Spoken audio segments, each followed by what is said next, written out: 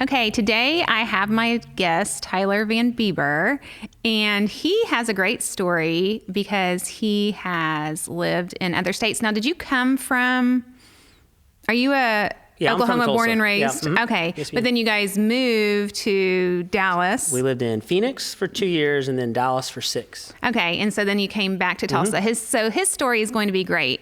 So I have a YouTube channel for, mainly for relocation buyers, people that are thinking about moving to the Tulsa area. And so they always get to see Tulsa through my eyes. And so now the podcast is to let people, let the viewers see Tulsa through other people's eyes. I dig it. Yeah, so your lens will be very interesting. Yeah, for sure. Yeah. Interesting is a good word for it, I'm sure. Yeah, and so Tyler is a lender. Mm-hmm. We have some mutual clients. Yeah, we've just recently started working together. Yeah, so we recently started to work together. Mm-hmm. Yes. Okay, so tell me a little bit about your favorite thing about Tulsa. So Tulsa, one of my favorite things is like how diverse we are. Mm-hmm. So like even in like 2020, when we had all that fun, I almost took that personal because I feel like we have a really cool, probably the most diverse community in our area, mm-hmm. And that's one of my favorite things is that we're a good melting pot. Everybody comes together. We've got a lot of culture. We've got a lot of people from out of state, people that are locals, and I love that. I think it's fun that we can go all over town and last person we just talked to is from Michigan, So mm-hmm. like that kind of blend of where we are centrally located, I really like that. Okay, cool. Now, what's your favorite thing to do in Tulsa? So I've got 4 kids, mm-hmm. so we don't get to do a lot. But my wife, you missed you're supposed to go to Little Wayne still pretty touchy about that. We were supposed to go to Little Wayne last night, my wife and I, and actually the funny part is my wife is the big Little Wayne. So we do workouts and we do the CrossFit thing. My wife does it all in the garage. And when we first moved into our current house, we have a lot of older neighbors. And she's blaring Little Wayne in the garage. And I was like, I am so sorry about my wife. That music that she listens to, I apologize. But yeah, we missed out on Little Wayne. But I'm a big fan of downtown. Yeah. So when I grew up, going downtown was a little bit different. Mm-hmm. Like we used to come in from college and there's some places you could go out, but you knew to leave by midnight, by mm-hmm. midnight. And now the place that I go to, when we mm-hmm. get to go out, we have time, and we live in Owasso, so it's closer, but I love going downtown. And kind of that Midtown area is awesome. What year did you graduate high school? I graduated in 03. 03. Okay, so you're a youngin'. Yeah. But yeah, when I was in high school, when I was in high school too, we didn't really go downtown, so I love how much it's changed. Yeah. What's your favorite thing? What's your favorite part of downtown? Like your favorite place to go? So we like, we like not foodies necessarily, but like a good food experience. Mm-hmm. And we've got so much cool spots that you can check out downtown, So coming downtown to eat, Prime is probably our favorite fancy place downtown, mm-hmm. just because it's chill and it's kind of a underdog that you don't hear a lot about. But then you have the local Bison. I don't know if you've been there, but I haven't been to the local Bison. One of my insurance guys did their insurance, and we met at local Bison one time, and it's really cool, local spot. They have like roasted Brussels sprouts, just like really cool. Just a quick in and out spot, has all local beer. So pretty much everything downtown. I'm a big coffee guy too. Mm-hmm. So our coffee community in Tulsa is nuts. We have a big one. What's your favorite? Yeah. Do you have a favorite? I mean, it's tough. So I judge new coffee shops based on their drip. Mm-hmm. So you go in, you get their drip. If you can mess up a drip, you're probably not going to do lattes great. And my favorite drip in town is Origin. Origin Coffee is just down the road. It's actually on 15th Street now, and I think he's going to open another one. But boy, their drip. Really? Is good. I haven't been there. Yeah, so we'll have to go there sometime. They have a co-working space on top that's pretty cool, but it's a little spot, really cool. They used to have one downtown that had the best breakfast burritos in town. Mm-hmm. But yeah, Origin is probably my favorite drip, but there's so many fun. Cirque is awesome. Double Shots, where I got our drink today. There's so many cool spots that you can go and work, go and meet people, and then smash coffee, obviously, yeah. Yeah, and you like the breweries too, right? Yeah. So I've kind of in 2020 got into whiskey. Mm-hmm. So I like the whiskey stuff. So Valkyrie's a cool spot. So you go in there, and even if you don't like whiskey, I mean, it's a 25-foot ceiling just covered. And then we did an event at Nothing's Left Brewery the other day, and they have beer slushes, and not to sound like a girl, but they're delicious. Is the beer slush sweet? Well, so it'll be like their main one's called the Pot of Gold right now because it's close to St. Patty's Day. Mm-hmm. And I think it's got like pineapple, passion fruit, guava. So it doesn't necessarily sound like a beer, but it's a boozy slushy. And now as it's getting warmer, they're awesome. They're great. Very good. No, I haven't heard of a beer slush. Yeah, so, wow. You have to go there and try them out. They're pretty good. Mm-hmm. Okay. Now, you said you had 4 kids. Mm-hmm. How old are your kids? So we've got a 10-year-old, an 8-year-old, a 2-year-old, and a 1-year-old. Oh my goodness. Yeah. Yeah, that's where busy. That's where this comes from, and we homeschool. Okay. And I say we loosely. My wife does that. My wife homeschools them, so we're homeschooling the 8 and the 10-year-old, and then obviously the 1 and the 2 are good distractions during that time. So it makes that a little bit more chaos. But yeah, we have the bunch, and man, we had the first 2 pretty quick. That's why they're close. And then really, we're trying to have that 3 for a long time. And then the 4th we adopted, we talked about. So we fostered for 6 years. Just recently adopted her, and that was fantastic. And we're completely retired from fostering. Yeah. Very much so. But yeah, there's not a lot of boring time when you have 4 kids. No. We stay pretty busy. Yeah. I have 4, but they're all older now. So I've been there, done that. Yeah, I'm looking forward to that stage. I'm looking forward to where Little Wayne comes up, and my 10-year-old is 13, and she can watch some kids. Yeah. Those are what we go to sleep dreaming about and are excited. We're wanting to enjoy our current time, obviously, but we're excited for that. Yeah. It really does go by fast. Now, tell me, I want to know more about the homeschooling. Now, does she do that like in a cohort with a group of other moms? Like, how does that work for you guys? So we kind of do a blended one. So we do Epic. So we have a co-op, as they call it. So once a week on Tuesday, they go to a co-op, and we've got some other friends, say mommy friends, but they're my friends too.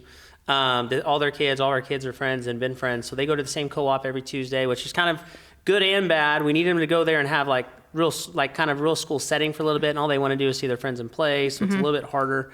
But she does that, and then we also kind of blend in like a Christian-based curriculum stuff. Again, my wife does it all. I couldn't even tell you what the name of it is. She owns that thing, but she mixes that in, so we get to have good intentional time where she's pouring in and giving them the education side, but then we also get to blend that, good Christian base that we're wanting to build and want them to be, and be normal in that spot, just to really build that. And I think with our 10-year-old, we're getting really close to needing to go to school. She's like me. So our chaos, she's very active, very high energy. We need structure. It helps our personalities.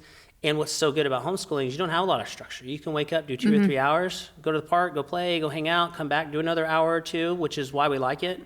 But she's getting to that age where we need a little bit more structure. So we're getting ready to go tour some schools. I think we're looking into the private thing, which is new for me. I was a public schooler, but so we're kind of transitioning there. So we'll see what that looks like. Where did you go to public school? So I grew up in Union. So I grew up on 31st, 129th. Okay. I always joke, if I get razzed up or I don't know if angry is the right word, but if I get pumped up, I always call it East Tulsa Tyler. So I grew up at 31st, 129th. So it's one road over, we'd have gone to East Central. And I grew up going to a school called Briar Glen.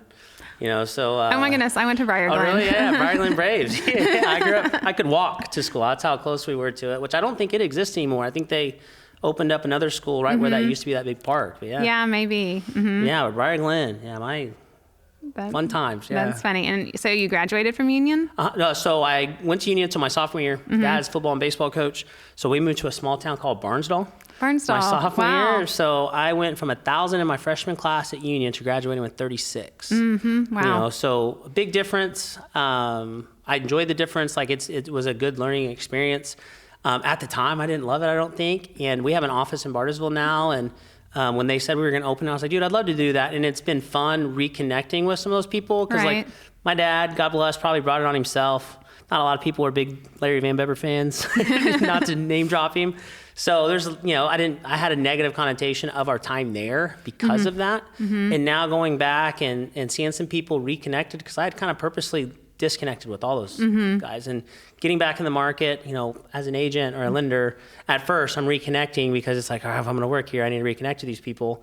And then as I started reconnecting, it got more intentional, and I was like, man, these people didn't hate my dad. So he was a principal, right? He was a football coach. Yeah. So that's hard. And in small town, we lived in the coach's house. So every coach that ever lived there lived in a house across the street. It was smaller than the studio. And we lose games, people throw bottles at our houses. I had someone flash our tires before, So a super enjoyable time. But like anything, even in real estate, you remember the negative stuff more than the positive stuff. And the reality is there's a lot more positive than there is negative, but that stuff just sticks with you. But yeah, we went from big town to small town and then moved to Phoenix. Wow. So we've been all over, yeah. And my wife's from Cleveland, Ohio.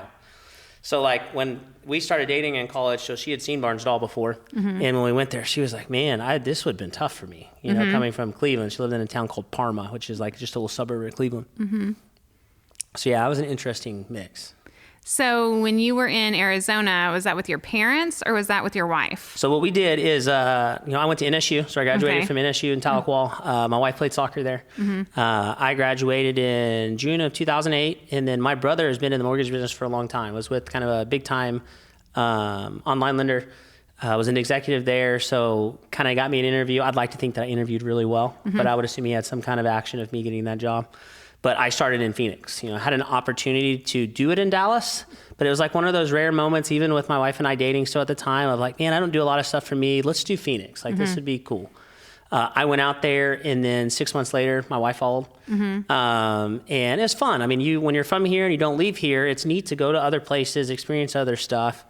And Phoenix is totally different. Yeah. You know, they're so close to California that they kind of act like they're Hollywood. So it's real, there's some materialistic fun there, but it's so beautiful out there. You're 6 hours away from San Diego. You're 2 hours away from Flagstaff, where you can ski if you want to. And I probably didn't enjoy my time there as much as I would now, because we're a little bit more outdoorsy now than we were then. But Phoenix was a good time, and then we loved Dallas. Yeah. I kind of jokingly saying this is like a cuss word in Oklahoma, but I was a converted Texan. Like, what's all the stuff that us as Oklahomans get annoyed with Texas, the Texas pride.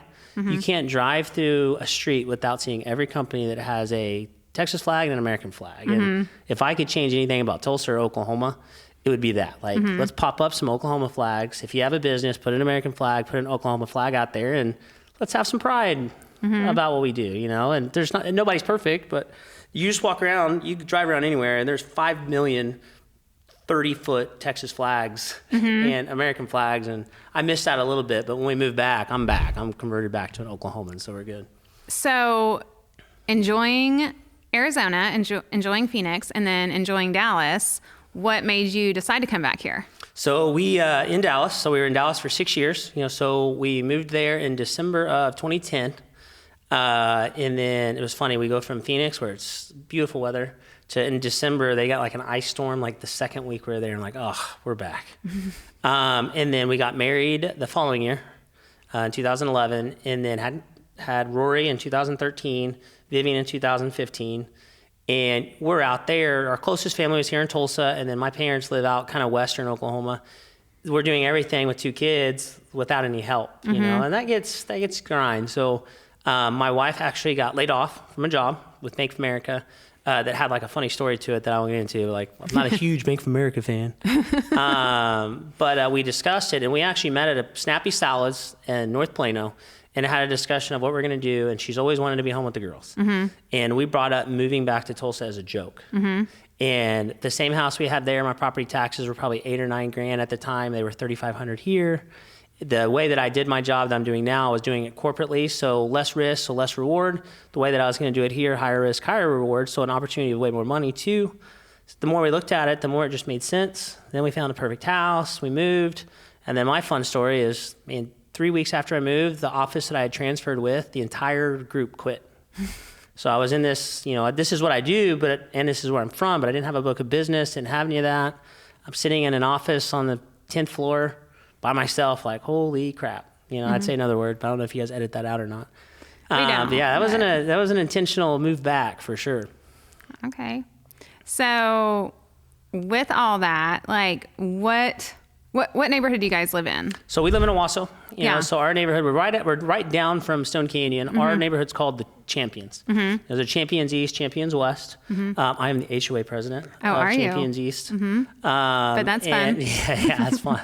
But it's just like a long street of maybe 40 or 50 homes. And then there's 40, 50 homes on the other side. And when we moved, you're so used to Texas, you have a house with a yard that's about the size of this table with a 15-foot privacy fence. So you feel like you're in a box. And I think we might be on a third of an acre, which here isn't that big, but it felt like the biggest thing on earth. So we were kind of sold on the yard and the lot before we had a big green belt in our backyard. Now it's a big executive neighborhood, so we're like, wasn't super happy about that. But and we've been in the same house, since we moved. And we like, Owasso's awesome. It's so easy to get in, so easy to get out. Like, my whole life's in South Tulsa, so that kind of stinks. But We've really liked living in Owasso. We live like literally 3 miles from her parents. So they help us out a tremendous amount. Like it's, especially with 4 kids, they're so helpful. Well, that's one thing about Owasso. It's one of Tulsa's top suburbs, but it's one of the only suburbs that is like its own little unit. Like Broken Arrow and Jinx and, Glenpool, Sapulpa, they all are, part of Tulsa. Owasso, you're actually out. So it's not like it's a far drive at all. I mean, what is it, like 15 minutes to It takes 15 downtown? minutes to get to my office at 71st and Yale. Okay, yeah. So a super easy drive, but it is like its own little place. But you have all the shopping that you need. What's your favorite place in Owasso to go? So shopping wise, there's a place called Wilder Brothers. So we're kind of a outdoorsy group. I kind of like the outdoorsy clothes. So they have a lot of like Viore, Patagonia, stuff like that. It's like the outdoorsy stuff that I really like. And it's a really cool local shop. Like the owners are from Owasso, so it's a really cool spot. If you go for food wise, Max Barbecue in Skytook, his name's Adam Green, is the one that owns it. It's the best barbecue in town. I haven't been there. I've heard of that. I have heard of that. It's really, the first time we went, we were going for my father-in-law's birthday, and there's going to be 10 of us, and I called him, and I was like, hey, I've heard the place is small. Is it okay if we bring 10 people in here? And they're like, yeah, it'll be fine. And it was tiny. So we got there like, oh, man. But Adam, he's a big tattooed guy. I've got tats all over my legs. Bearded guy, veteran guy, just an awesome dude. And then every time we come in there, like he comes out and says hi. He'll bring the girls. His big thing is they do Kool-Aid and sweet tea. Like you mix it, kind of like an Arnold Palmer, but with Kool-Aid. He'll bring the girls cookies, or he'll come out and bring me a drink of whiskey sometimes. He's just a good dude. So it's a cool little local spot where that's stuff you don't get in Dallas and in Arizona. You can't go anywhere and be like, oh, hey, Adam. Have the owner come out and know who you are. So that's really cool.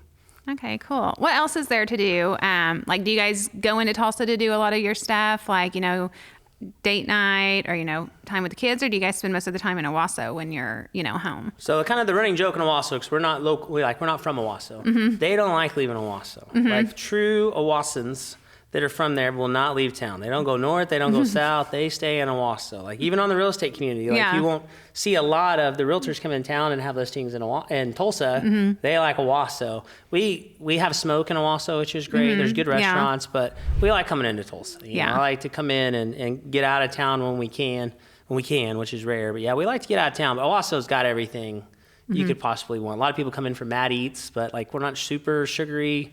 That kind. So every once in a while they have a chocolate cream pie that's really good. But we like to come in Tulsa. We're a big Tulsa fan. Well, didn't Owasso just got like the biggest Costco ever?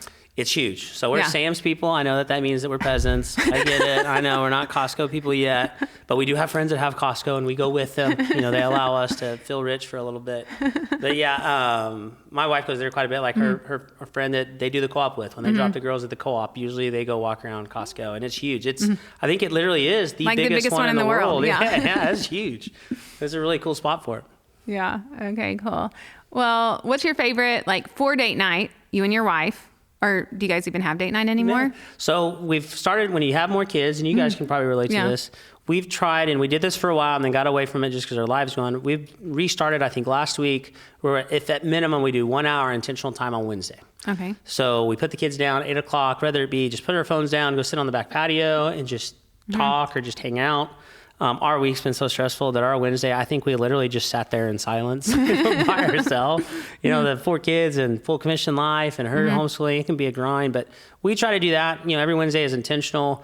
We remember the Summit Club for a while, which is fun, which we mainly did that. I thought I was going to use it more for business than I did, but being able to go downtown and know you have a spot to do it. And then when we would bring our girls with us, they get the fancy water glasses and think that they're, whatever. So we'll come downtown and it's usually typical stuff. We go at 6, eat at 6:30, we're home by 9. And then, we're still putting our big girls down. So we like to come sneak into Tulsa because, again, it takes me 9 minutes to get downtown from Owasso. So it's sneak in, sneak out. We like to come in Tulsa for date night usually. Okay. And what about the kids, the family? What's your favorite family thing to do in the Tulsa area? So we like getting out, so we're active people. So I get in and out. I really like taking our girls to Turkey Mountain, and they've put a lot of money into Turkey. So not only for the bike trails, but just going out there and hiking and getting out. There's a lot of awesome parks, that we can go and just walk.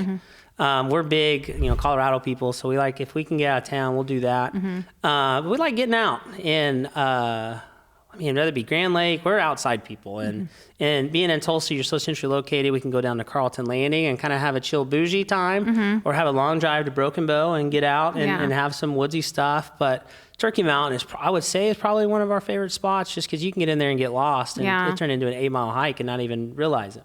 It is such a good spot. And again, that's something, I don't know, when I was in high school, it wasn't a place you would go. I don't know if when you were either. Yeah, there's some parks that you didn't go when we were a kid, and that was definitely one of them. You're like, yeah, you don't go there. But, yeah, so I love that, you can go there now, and it's such an amazing place.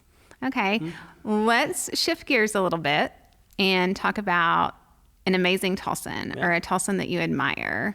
It doesn't necessarily have to be somebody maybe someone who's made a difference, but is there a Tulsan that you think is amazing? So when I was kind of preparing for the questions, I saw that one, and that was the one that stood out most to me. And I kind of joked, because this is going to probably sound like a bit of a brown nose response, but my entire life for the last 7 years has been building my business. So it's revolved around real estate, and we're around a lot of people in our industry, whether it be in real estate or out. And Brian Shepard is the president of Coldwell Banker. And there is not a more genuine guy. And at that stature, I think you get to a certain stature that they almost have to have a face on or kind of play a persona just because of the stature that you can get to. And he's like, we did that happy hour on Wednesday, he showed up in jeans and Jordans and a t-shirt. And I was like, this is awesome. And similar background, he's adopted, he's part of my adoption story. My VP Zeke and he are where, when I first went over to AMC, I met him because we had that relationship with Coldwell Banker, and kind of heard his story of how he adopted, and then my VP Zeke adopted too. So it's part of our story of random people just started coming in our lives at that time. But he's just a good dude. Like when we officially adopted, he texted me on the side. And I'm like, I'd like to say I'm a good producer at AMC, but at the grand scheme of things in Tulsa, I'm not a big thing on Brian Shepard's life. And that kind of generosity, like genuineness of reaching out and just saying, hey dude, congrats on Gotcha Day. Like that's stuff that you can't fake over a long period of time. So it sounds like a brown nose because I'm a lender and I'm saying a real estate president, but like Brian Shepard, and he's real active in the community and does that stuff. But like he's just a good, genuine dude. And other than that, I don't know a lot of Tulsans outside my group just because I haven't got into that. So I even thinking that I was like, man, I don't know anybody else. Well, that's a great answer. Yeah. People that you normally don't hear about. So that's why I love knowing people's answers, and sometimes that was a great question. Yeah, it's very obscure, but you always know these new people, and it makes me want to look at well, what do they do? Like I've never heard of them, so very cool. We talked about your favorite place to shop. If you could wave a magic wand and live anywhere, we're getting our 10-minute time. I asked him to give me a timer. Yeah, you're good. Okay, if you could wave a magic wand and live in any neighborhood in the Tulsa area or the surrounding suburbs, what neighborhood would you live in? Now, it's fun as you'd think, me being in the real estate world, that I've always been impressed by everybody. Like Phil Morrow in our office, he knows every neighborhood in Tulsa. I've never known the names. I know Stone Canyon and Yorktown. Everything else, I'm like, it's over in Tulsa, it's South Tulsa, it's by the McDonald's, it's by the Whataburger. But there's a neighborhood and just the area of 15th and Lewis, that central town where it's the older homes, but they're kind of big, squared. They all have basements that are all rock with real fireplaces, the detached garage with the driveway port that you drive under to go to it. That old school Tulsa vibe. Yeah. Our office in Bartlesville, they have the same homes in Bartlesville, but they're half the price because of the distance. I love those. And there's the new, I forget what the neighborhood's called. It's that main little area. I think the Marathon even runs through there, and they just opened a new breakfast coffee shop. I forget what the neighborhood is called, but I just love that Midtown, true old school Midtown, which my grandmother managed apartments growing up, and she used to manage an apartment right by Southern Hills. So we were in that area so much. So it's part of my childhood of just remembering when that was really, really, really busy. And now that they've kind of revitalized that true Midtown, kind of bougie, big house area. I mean, I'd love to go get me an old Range Rover, whatever, Discovery or whatever, the big old school SUVs and live down in the Midtown and just feel like I'm bougie like everybody else. I'd love that. I was talking to an agent, and I guess it was a couple of days ago. Was the word. Yeah, she was from Midtown, and she was in Bixby. One of her clients bought one of my houses, and she was like, I haven't been out here in forever. I thought this was so far away. Yeah. But yeah, when you're in Midtown, you don't go anywhere else. Kind of like you said in Owasso, you just kind of stay. I think when you're from the surrounding suburbs, sometimes you just go everywhere. everywhere. Yeah, and when you move, so that's a different thing. Like in Dallas, I had the same commute that I have now. My commute now is 15 minutes. The Dallas commute, if I left at 6:55, was 55 minutes. And if I left at 7:05, it would be like almost an hour and a half. Wow. Just because the amount of people, and then if you don't take the tollway, because if you take the tollway, it costs $10 away. You forget, like my whole first 3 months in town, I was getting everywhere like 30 minutes early. Because I'd leave based on what I was used to. So everything is 10 minutes away. Yeah, I know. Tulsa. It's so nice.